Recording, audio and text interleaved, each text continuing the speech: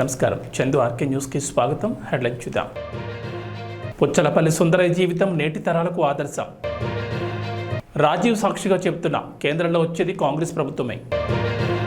మహబూబాబాద్ జిల్లా కలెక్టరేట్లో మహిళా ఉద్యోగికి అవమానం. నేను ఎలాంటి రేవు పార్టీలకు వెళ్లలేదు. హీరో శ్రీకాంత్. ఇన్పుట్ సబ్సిడీలు రైతుల ఖాతాలో జమ అవుతున్నాయని, రైతులు ఆనందాన్ని వెలుబుచ్చుతున్నారని రైతుల పక్షపాతి ముఖ్యమంత్రి జగన్మోహన్ రెడ్డిని కాకినాడ ఎంపీ పిఠాపురం నియోజకవర్గ వైఎస్ఆర్ కాంగ్రెస్ ఎమ్మెల్యే అభ్యర్థి వంగ గీతా విశ్వనాథ్ తెలిపారు. గొల్లప్రోలు మండలం మల్లవరం గ్రామంలో గీత పర్యటించారు. ఈ సందర్భంగా విద్యా దీవెన, ఇన్పుట్ సబ్సిడీలు ఖాతాలో పడడంతో రైతులు, ప్రజలు తమ యొక్క ఆనందాన్ని ఆమెతో పంచుకున్నారు. ఈ కార్యక్రమంలో అరిగెల మణిబాబు, కొత్తం దత్తుడు, రావుల మాధవరావు తదితరులు పాల్గొన్నారు. జరిగిన పంట నష్టానికి ఈ రోజు నుంచి కూడా ఇన్పుట్ సబ్సిడీ పడడం జరుగుతుంది.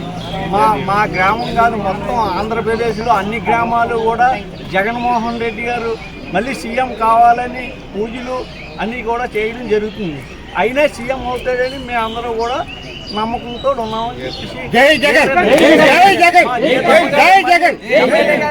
డిప్యూటీ సీఎంగా రావాలని మేము కూడా పూజలు చేసుకుని సుబ్రహ్మణ్య స్వామిని, మా వీరభద్రుని అందరినీ కూడా కొలుచుకుంటున్నాం.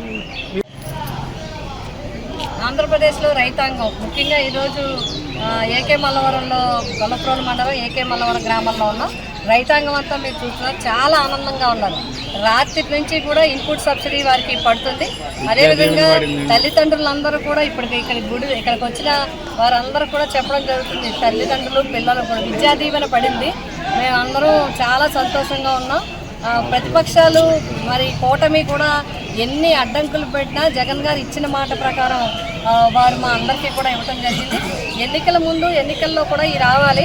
అయినప్పటికీ కూడా ఎలక్షన్ కమిషన్ని ఒత్తిడి చేసి ఆపాలని చూస్తే హైకోర్టు కూడా జగన్ గారికి సమర్థించి ఎలక్షన్ అయిపోయిన వెంటనే మరి అందరికీ ఇచ్చేలాగా చెప్పడం, వెంటనే మాకు అందరికీ కూడా రాత్రి నుంచి ప్రతి ఒక్కరికి కూడా డబ్బులు పడుతున్నాయి. మేము చాలా సంతోషంగా ఉన్నాం. మళ్ళీ మాకు జగనన్నే సీఎం కావాలి. జగనన్న మీద మా పూర్తి నమ్మకం ఉంది. జగనన్న మీద మా కుటుంబాలన్నీ ఆధారపడి ఉన్నాయి. మేమంతా ఆనందంగా ఉన్నాం. మా పిల్లలు విద్య కావాలన్నా, మా పిల్లలకి చదువులు ఎల్కేజీ నుంచి విదేశీ చదువులు కావాలన్నా, ప్రభుత్వ పాఠశాలలు బాగుండాలన్నా, అదేవిధంగా రైతాంగం ఎవరి దగ్గర చేయి చాచకుండా రైతు భరోసా కేంద్రాల్లో అందుతున్న సేవలు అందాలన్నా జగన్మోహన్ రెడ్డి గారే ముఖ్యమంత్రి కావాలని అందరూ కూడా కోరుకోవడం జరుగుతుంది. మాజీ ప్రధాని రాజీవ్ గాంధీ వర్ధంతిని జిల్లా కాంగ్రెస్ కార్యాలయంలో పార్టీ పట్టణాధ్యక్షుడు దాట్ల గాంధీరాజ్ ఆధ్వర్యంలో మంగళవారం ఘనంగా నిర్వహించారు. ముందుగా రాజీవ్ గాంధీ చిత్రపటానికి పార్టీ నాయకులు పూలమాలలు వేసి ఘనంగా నివాళులర్పించారు. ఈ సందర్భంగా కాంగ్రెస్ సిటీ అధ్యక్షుడు దాట్ల గాంధీరాజు, కాకినాడ జిల్లా ఐఎన్టీయూసీ కార్మిక సంఘాల అధ్యక్షులు తాళ్లూరు రాజు, కాంగ్రెస్ నాయకులు రాజవరపు మహేష్ మాట్లాడుతూ దేశానికి కాంగ్రెస్తోని స్వేచ్ఛ, సుభిక్ష పరిపాలన వస్తుందని పేర్కొన్నారు. ఈ దోపిడీ దొంగల ప్రభుత్వాలను సాగనంపాలని ప్రజలకు పిలుపునిచ్చారు. మరో 15 రోజుల్లో కేంద్రంలో కాంగ్రెస్ పార్టీ అధికారంలోకి రావడం ఖాయమని, రాహుల్ ప్రధానిగా బాధ్యతలు చేపట్టడం జరుగుతుందన్నారు. పేదలకు సంక్షేమాలను అందాలంటే కాంగ్రెస్ పార్టీ అధికారంలోకి రావాలన్నారు. ఈ కార్యక్రమంలో ఏపీసీసీ ఉపాధ్యక్షులు మట్టా శివప్రసాద్, కోలా ప్రసాద్ వర్మ, చక్కని ఒకరాజు, పిల్లి చిన్న, వాసు, లలిత, ధనకోటి తదితరులు పాల్గొన్నారు. కాకినాడ డీసీసీ ఆఫీస్లో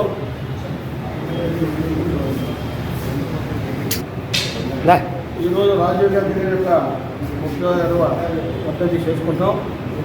అయితే మరి రాజీవ్ గాంధీ యొక్క అడుగుజాడల్లో ఇవాళ కాంగ్రెస్ పార్టీ నడుస్తుంది. ఇప్పుడు కూడా గాంధీ కుటుంబానికి ఈవేళ ప్రజలే కాదు, కాంగ్రెస్ పార్టీ కాదు రుణపడి ఉంటుంది. గత మాజీ ప్రధానమంత్రి శ్రీ రాజీవ్ గాంధీ గారి యొక్క వర్ధంతి సందర్భంగా ఈరోజు కాకినాడ జిల్లా కాంగ్రెస్ పార్టీ కార్యాలయంలో కాకినాడ నగర కాంగ్రెస్ పార్టీ ఆధ్వర్యంలో ఘనంగా నిర్వహించడం జరిగింది. ఈరోజు అతి చిన్న వయసులో కొన్ని మానవ మృగాల దాడిలో చనిపోయినటువంటి రాజీవ్ గాంధీ గారు ఈ దేశానికి చేసినటువంటి సేవ వెలకట్టలేనటువంటిది. ఈరోజు సాంకేతికంగా ఈ దేశం అభివృద్ధి చెందింది అని అంటే అది కేవలం ఆనాడు ప్రధానమంత్రిగా రాజీవ్ గాంధీ గారు ఉన్నటువంటి సమయంలో తీసుకున్నటువంటి నిర్ణయాల దృష్ట్యా ఈరోజు సాంకేతిక విప్లవం దిశగా ఈరోజు భారతదేశం అడుగులేయడానికి ప్రధానమైనటువంటి కారకులు రాజీవ్ గాంధీ గారు. రాజీవ్ గాంధీ గారు వర్ధంతి సందర్భంగా ఆ రోజు పల్లెటూరులో ఎన్టీటీ వాళ్ళు చేసిన కృషి మన ముందు ఒక మంచి నాయకులు కోల్పోయాం. అయినప్పటికీ కాంగ్రెస్ ఈ 2024లో ఇండియా కూటమి రూపంలో అఖండ విజయం సాధించి ఈ రోజుని మళ్ళీ కాంగ్రెస్ పూర్వవైపు వస్తుంది. ఆయన పైనుండి ఆయన కాంగ్రెస్ పార్టీకి ఆశీస్సులు ఇచ్చి, మనస్ఫూర్తిగా ఆశీస్సులు ఇచ్చి 2024లో అంటే ఇప్పుడు జరగబోతున్న ఎలక్షన్లో కాంగ్రెస్తో కూడుకున్న ఇండియా కూటమి అధికారంలోకి రావాలని మనస్ఫూర్తిగా మేమందరూ కూడా కోరుకుంటున్నాం. మండల పరిధిలో 41 పంచాయతీల సచివాలయాల్లో మంచినీటి సరఫరాకు అన్ని విధాల చర్యలు చేపట్టినట్టు తెలిపారు. ప్రతి బుధవారం నీటిని పరీక్ష చేసి నాణ్యమైన మంచినీరు అందించాలని ఆదేశించారు. కాకినాడ రూరల్ మండల ప్రజాపరిషత్ కార్యాలయంలో ఎంపీడీఓ రమేష్ నాయుడు అధ్యక్షతన మండల పరిధిలో పంచాయతీ కార్యదర్శులతో సమీక్ష సమావేశం నిర్వహించారు. కాకినాడ అర్బన్లో వారికి, రూరల్ మండల పరిధిలో ప్రభుత్వం కేటాయించిన ఇళ్లలో ఉంటున్న వారికి సుమారు 251 మందికి జాబ్ కార్డులు ఇవ్వాల్సిందిగా ఆదేశించామన్నారు. ఉపాధి హామీ కూలీలకు సరైన సదుపాయాలు కల్పించేలా చర్యలు తీసుకుంటున్నట్లు తెలిపారు. ఎండ ఉష్ణోగ్రతల దృష్ట్యా ఉదయం 5:30 నుంచి 10:30 వరకు ఉపాధి హామీ పనులు జరిగేలా చూడాలని ఆదేశించామన్నారు. ప్రతి వారం మీటింగ్ పెట్టి వారు చేయాల్సిన పనిపై దిశానిర్దేశం చేస్తున్నామన్నారు. నమస్కారం అండి. నా పేరు రమేష్ నాయుడు, ఎంపీడీఓ కాకినాడ రూరల్. మీ అందరికీ తెలుసు, కాకినాడ రూరల్ మండలం చాలా పెద్ద మండలం. 41 సచివాలయాలు పరిధి ఉన్న పెద్ద మండలం. ఎస్పెషల్లీ ఈ సమ్మర్లోని ఎండ తీవ్రతని ఎలా మనం మిటిగేట్ చేయొచ్చు అనే దాని మీద ప్రిపరేటరీ మీటింగ్స్ గత 4 వారాల నుంచి కూడా గౌరవ కలెక్టర్ గారి ఆదేశాల మేరకు మనం పెడుతున్నాం. దానిలో భాగంగానే ఈరోజు కూడా ప్రతి సోమవారం నాడు కూడా మేము లైన్ డిపార్ట్మెంట్స్తోని ఈ మీటింగ్స్ పెట్టడం జరిగింది. లైన్ డిపార్ట్మెంట్స్ ఏవేవంటే ఆర్డబ్ల్యూఎస్ డిపార్ట్మెంట్, ఎడ్యుకేషన్ డిపార్ట్మెంట్, ఉపాధి హామీ, housing department and Panchayati Raj department. ఈ కన్వర్జెన్స్ మీటింగ్ పెట్టడం వల్ల ఏంటంటే మనకి 41 సచివాలయాల్లో కూడా ఎక్కడైనా ఎటువంటి వాటర్ ప్రాబ్లం ఉన్నట్లయితే ఆ వాటర్ సఫిషియన్సీ కోసం మనం ఆర్డబ్ల్యూఎస్ఏ గారితో కన్సల్ట్ చేసి ఇమీడియట్గా రెక్టిఫై చేయడం ఒక ఎత్తు. అదేవిధంగా ఎంత వాటర్ సప్లై చేసినా కూడా క్వాలిటీ ఆఫ్ వాటర్ లేకపోతే ప్రజలకు మళ్ళీ ఇబ్బంది అవుతుంది అనేసి 41 సచివాలయాలు కూడా మనం టెస్టింగ్ కిట్లు ఇవ్వడం జరిగింది. ఆ కిట్లు ప్రతి బుధవారం కూడా టెస్ట్ చేసేటట్టు, ప్రతి సోర్స్ ఆఫ్ వాటర్ని కూడా టెస్ట్ చేసేటట్టు, ఒకవేళ ఆ సోర్స్ ఆఫ్ వాటర్లో ఏదైనా సరే తేడా ఉన్నట్లయితే అక్కడ రెక్టిఫికేషన్ చేసేటట్టు, ప్రతి ట్యాంక్ కూడా సరైన రీతిలో క్లోరినేషన్ చేసేటట్టు, ప్రతి స్టార్టింగ్ పాయింట్ ఇల్లు నుంచి ఎండింగ్ పాయింట్ ఇంటి దాకా 2 ppm నుంచి 0.2 ppm క్లోరినేషన్ ఉండేటట్టు జాగ్రత్త తీసుకోవాల్సిందిగా ఆర్డబ్ల్యూఎస్ డిపార్ట్మెంట్ వారిని మరియు పంచాయతీరాజ్ సిబ్బందిని కూడా నేను ఆదేశించడం జరిగింది. అదేవిధంగా హౌసింగ్ సంబంధించి మన రూరల్లో అర్బన్ వాళ్ళకి కొంతమంది హౌసింగ్ ఇవ్వడం జరిగింది. 90 మ్యాండేట్స్ ఉపాధి హామీలో భాగంగా పేమెంట్ చేయడం జరుగుతుంది. వాళ్ళందరికీ జాబ్ కార్డులు మన మండలంలో ఇంకా 251 జాబ్ కార్డులు ఇవ్వాల్సి ఉంది. వాళ్ళందరికీ కూడా జాబ్ కార్డ్స్ ఇవ్వాల్సిందిగా ఈ మీటింగ్లో మేము అందరికీ చెప్పడం జరిగింది. అదేవిధంగా మన ఎలక్షన్స్లో కూడా అన్ని పోలింగ్ స్టేషన్స్కి ఎమ్యూనిటీస్ కల్పించారు. బాగానే వీల్ చైర్స్ కూడా ఇవ్వడం జరిగింది. అవన్నీ ప్రాపర్గా యూటిలైజ్ చేశారా లేదా, యూటిలైజ్ చేసిన తర్వాత ఆ వీల్ చైర్స్ అన్నీ కూడా ఎక్కడి నుంచి తెచ్చామో తిరిగి మనం వాళ్ళకి ఇవ్వాల్సిన బాధ్యత మన మీద ఉందని మనం చెప్పడం జరిగింది. ఎంఎస్ఎన్ విద్యా సంస్థల ద్వారా ఎంతో మందికి విద్యాబుద్ధులు నేర్పించి ఉత్తమ పౌరులుగా తీర్చిదిద్దారని ఆదిత్య విద్యా సంస్థల చైర్మన్ నల్లమిని శేషారెడ్డి, రాజవరపు మహేష్ పేర్కొన్నారు. Kakinada A1 function hall MSN విద్యా సంస్థల అధినేత విజయ్ కుమార్ జన్మదిన వేడుకలు ఘనంగా నిర్వహించారు. ఈ సందర్భంగా పలువురు వక్తలు మాట్లాడారు. అనంతరం విజయ్ కుమార్ కేక్ కట్ చేశారు. ఈ సందర్భంగా ఆయన మాట్లాడుతూ ప్రతి ఒక్క అభిమానం ఎంఎస్ఎన్ విద్యా సంస్థలపై ఆదరణ చూపడం ఆనందంగా ఉందన్నారు. ఈ కార్యక్రమంలో పాఠశాలకు చెందిన డైరెక్టర్లు, ఉపాధ్యాయులు తదితరులు పాల్గొన్నారు.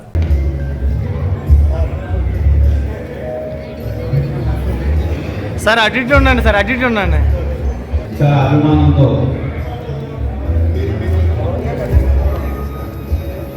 మహారాజులందరికీ నా నమస్కారాలు.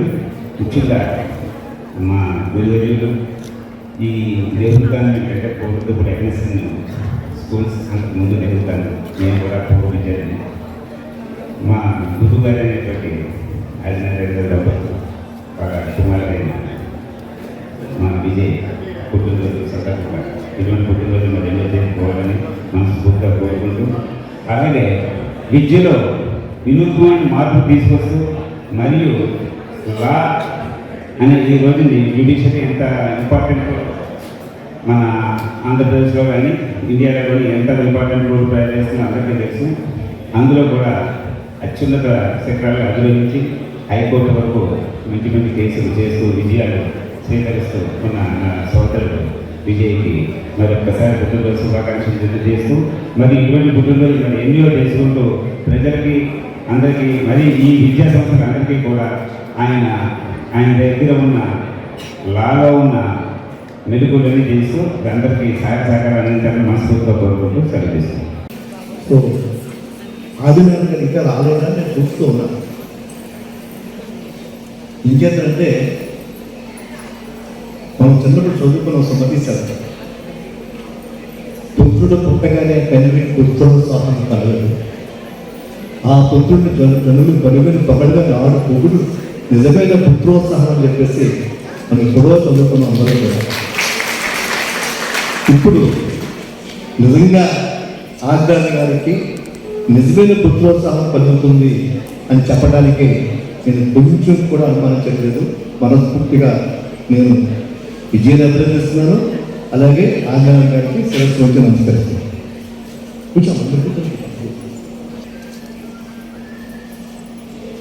మీరందరూ చెప్పారు, నేను చెప్పవలసింది ఏమీ లేదు. కానీ నా కోరిక ఏంటంటే మన మిత్రుడిని రాబోయేటటువంటి టీసీఎస్ ఎమ్మెల్సీగా కానీ రాజకీయ ఎమ్మెల్సీగా కానీ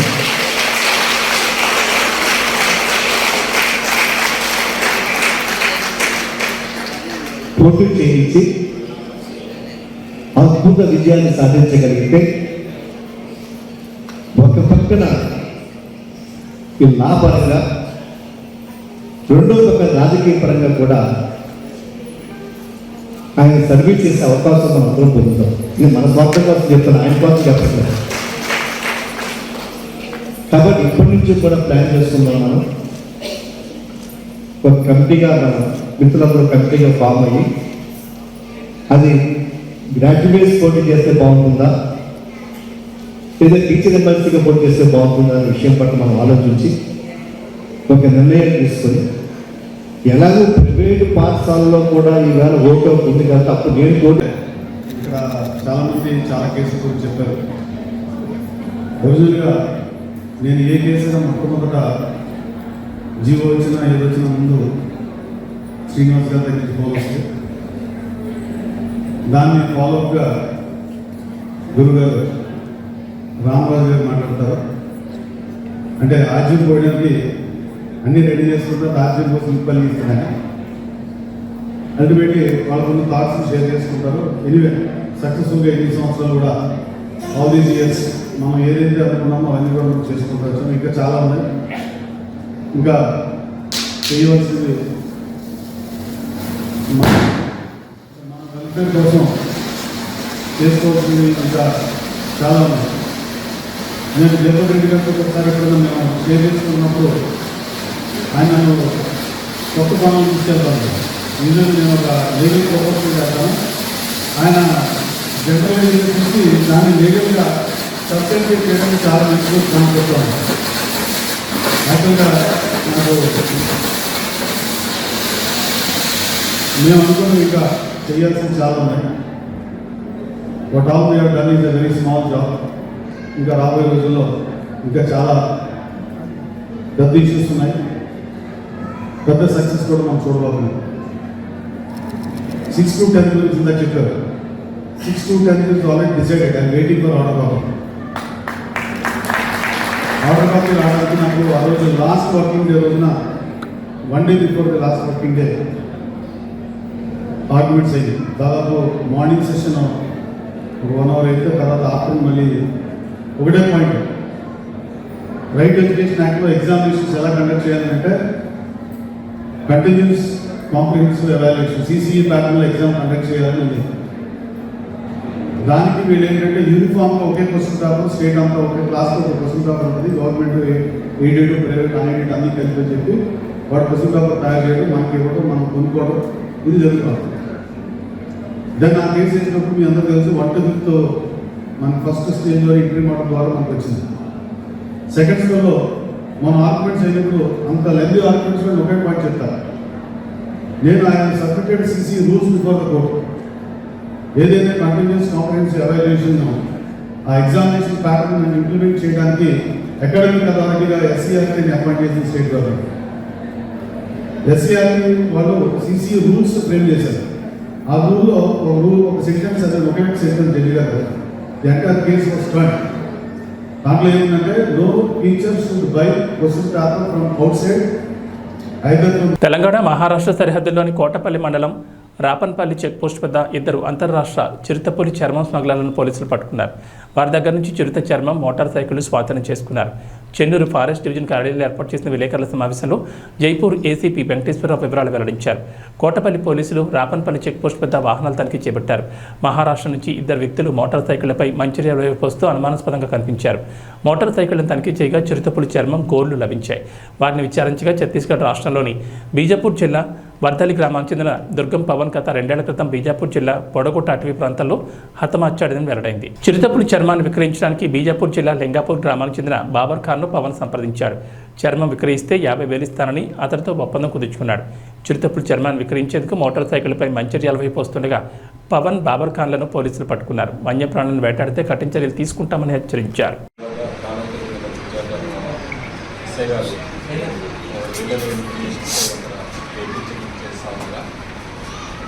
ఒక ఇద్దరు వ్యక్తులు తారాసపడ్డారు. వాళ్ళు వచ్చేసి దుర్గం పవన్, బాబూర్ ఖాన్, వీళ్ళిద్దరు కూడా బీజాపూర్ డిస్ట్రిక్ట్ భూపాలపట్నం ఛత్తీస్గఢ్ వెళ్ళారు.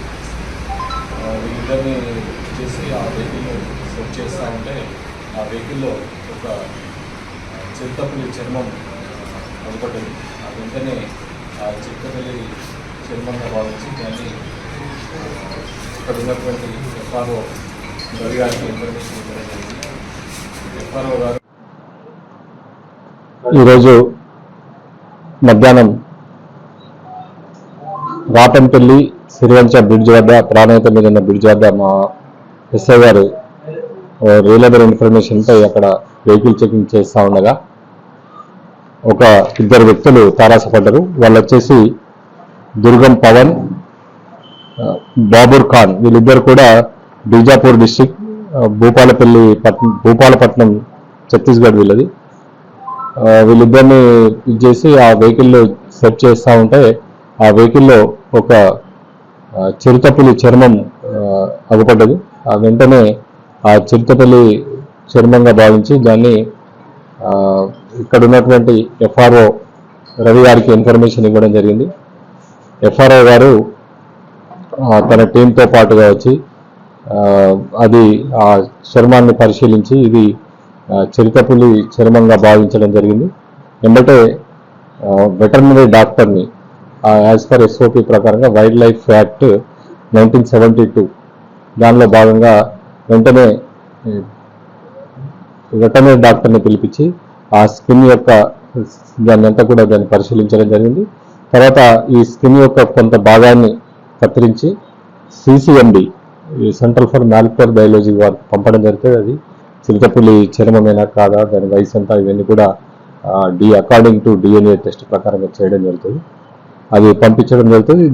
ఈ యాక్ట్ ప్రకారంగా మా పోలీస్ వారికి ఉన్న పవర్స్, దాని యాక్ట్లో భాగంగా మేమంతా కూడా దాన్ని ప్రాపర్గా మీడియేటర్ సమక్షంలో సీజ్ చేసి ఆ యాక్ట్లో ప్రకారంగా దాని ఇన్వెస్టిగేషన్ అంతా కూడా ఫారెస్ట్ డిపార్ట్మెంట్కే చేయాల్సి ఉంటుంది. కాబట్టి ఆ చర్మాన్ని, తర్వాత ఇద్దరు వ్యక్తుల్ని, తర్వాత వాళ్ళు తీసుకొచ్చినటువంటి 2 మోటార్ సైకిల్ని కూడా వాళ్ళకి అప్పచెప్పడం జరిగింది. వాళ్ళ ఇంటరాగేషన్లో వాళ్ళు తేలింది ఏంటంటే Bodagutta forest area, Bijapur district ఛత్తీస్గఢ్లో బోడగుట్ట ఫారెస్ట్ ఏరియాలో వీళ్ళు ఈ 2 సంవత్సరాల క్రితం ఈ చిరుతపులిని వేటాడడం జరిగింది. ఆ 2 సంవత్సరాల తర్వాత ఈ బాబర్ ఖాన్ అనే వ్యక్తి, నాకు మంచిర్యాలలో పరిచయస్తుల దగ్గర మీకు 50,000 అమ్మిస్తా అని చెప్పి తీసుకొని అక్కడికి వెళ్ళి బీజాపూర్ భూపాలపట్నం నుంచి వాళ్ళు మోటార్ సైకిల్ మీద ఇద్దరు తీసుకొని రావడం జరిగింది.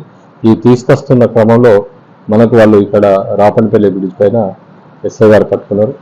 దీనిలో విద్యాశాఖలో అవుట్సోర్సింగ్ అటెండర్గా విధులు నిర్వహిస్తున్న పార్వతిని విధులకు రావద్దంటూ డీఈఓ రామారావు హుకుం జారీ చేశారని, రెన్యువల్కు సంబంధించిన ఫైల్ తిరస్కరించారని మహిళా అటెండర్ పార్వతి వాపోతున్నారు. గత 20 రోజులుగా ఇదే తంతు నడుస్తోందని, నేలపై కిందనే కూర్చుంటున్నారని మహిళా అటెండర్ అన్నారు. జిల్లా విద్యాశాఖాధికారి కార్యాలయం కిందనే కలెక్టర్ కార్యాలయం ఉన్న ఉన్నతాధికారులు పట్టించుకోవడం లేదని వాపోయారు. పార్వతితో ఉద్యోగులు ఎవరూ మాట్లాడొద్దని ఉన్నతాధికారి హుకుం జారీ చేశారు. కలెక్టర్కి వినతి పత్రాన్ని అందించినా ఇంతవరకు చొరవ తీసుకోకపోవడం వెంటనే విమర్శలు వస్తున్నాయి.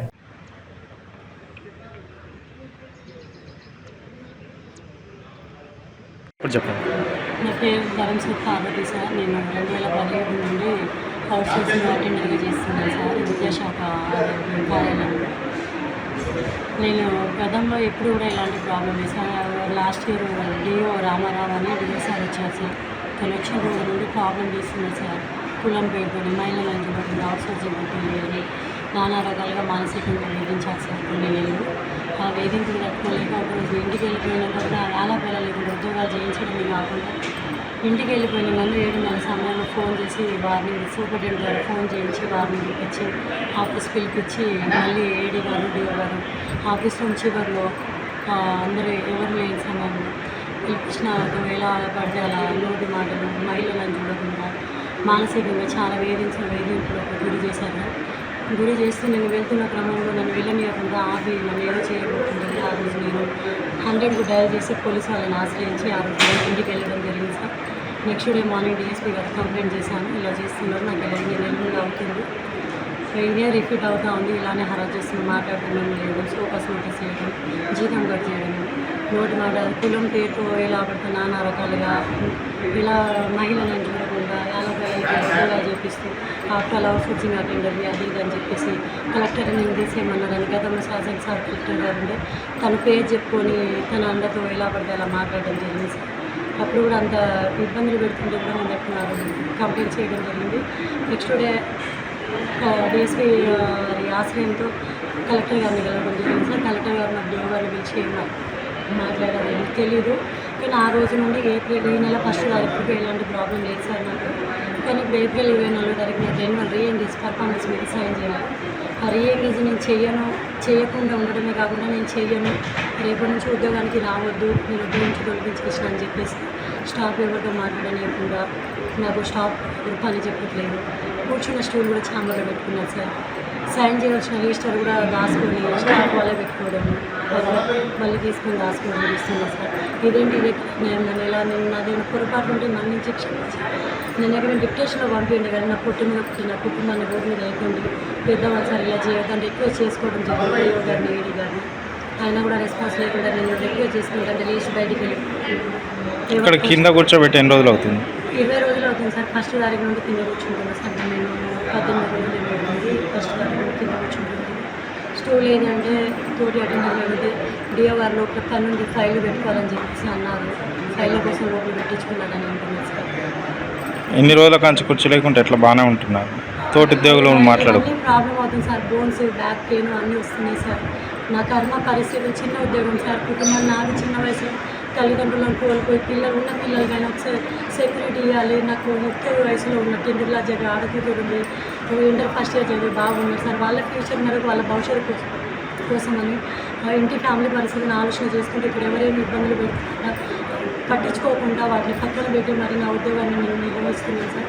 కానీ మీరు ఏం కావాలనుకుంటున్నారు? లాస్ట్ నన్ను నా ఉద్యోగం నాకు కావాలి సార్. నాకు ఎక్కడైనా డిప్రెషన్లో పంపినాను ఎక్కువ చేస్తుంది సార్. నాకు ఇది తప్ప వేరే ఆధారం లేదు సార్. ప్లీజ్ సార్, నేను 2015 ముందు చేస్తున్నాను. నేను అందరినీ కోల్పోయి ఒంటరిగా పిల్లల్ని పట్టుకొని పోషించుకుంటున్నాను సార్. చిన్న ఉద్యోగం మీద ఇలాంటి కరెక్షన్ లేకుండా నాకు నా తప్పులు ఏమైనా ఉంటే మొదటి తప్పులు క్షమించి నన్ను ఎక్కడైనా డిప్రెషన్లో మీకు నచ్చకపోతే ఎక్కడైనా డిప్రెషన్లో పంపిన నన్ను నా కుటుంబాన్ని రోడ్డు మీద అయితే ఏవద్దని చెప్పి మనస్ఫూర్తిగా కోరుకుంటున్నాను సార్. తాను బెంగళూరు రేవ్ పార్టీలో పాల్గొన్నాననే ప్రచారం అవాస్తవమని హీరో శ్రీకాంత్ పేర్కొన్నారు. తాను ఎలాంటి పార్టీలకు వెళ్లలేదని చెప్పారు. ప్రస్తుతం హైదరాబాద్లోనే ఉన్నానని తెలిపారు. కాగా బెంగళూరులో జరిగిన రేవ్ పార్టీలో ఒక యువకుడు తనలాగే ఉండడంతో అందరూ తాను అనుకున్నారని వివరణ ఇచ్చారు.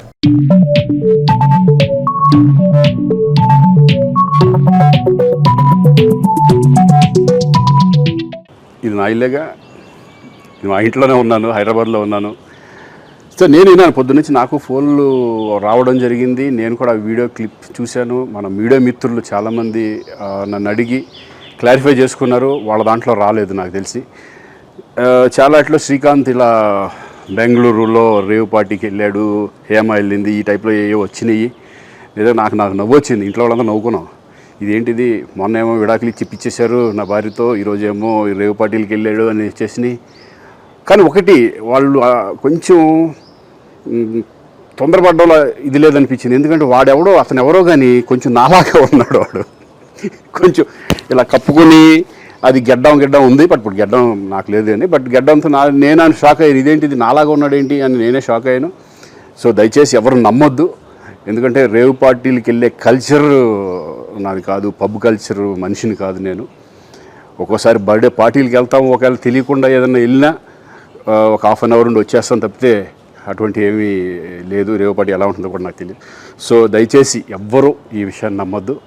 హ్యాపీగా నేను హైదరాబాద్లో ఉన్నాను, మా ఇంట్లోనే, ఇప్పుడు మా ఇంట్లో నుంచే నేను ఇది చేస్తున్నాను.